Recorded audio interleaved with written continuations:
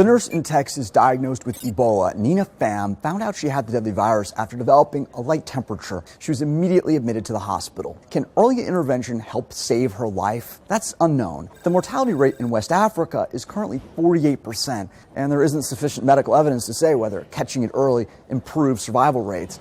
But there is consensus on how to treat someone with the disease. You're going to get aggressive IV fluids. You might get medicines to keep your blood pressure up. If you juxtapose that compared to the villagers who are dying within 2 or 3 days of becoming symptomatic in Africa, it's because they had no supportive care at all. What does the Ebola virus do inside the body? The Ebola virus attacks endothelial cells. These cells form the thin layer that lines the interior surface of blood vessels. Ebola has a dramatic impact on capillaries. They're the smaller blood vessels throughout the body, including in the mouth, eyes, nose, and the lining of the stomach. As the virus replicates, the waterproof mesh formed by the junction of endothelial cells breaks apart, allowing fluid and blood to leak out. That's why it's common for Ebola patients' eyes to turn bright red and for them to have spontaneous nosebleeds. Leakage in the stomach causes blood in the stool. All this leakage lowers the patient's blood pressure and causes dehydration.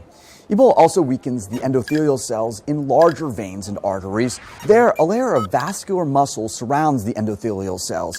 It keeps the blood from leaking, but the damage to the endothelial layer causes the muscles to lose their tone. When vascular tone weakens, blood vessels become less efficient in pushing blood to the body's vital organs. Multiple organs start shutting down: lungs, liver, kidney, brain.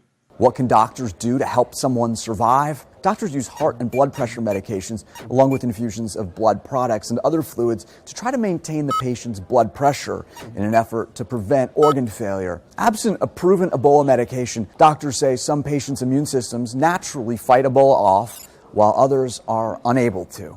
That's the short answer.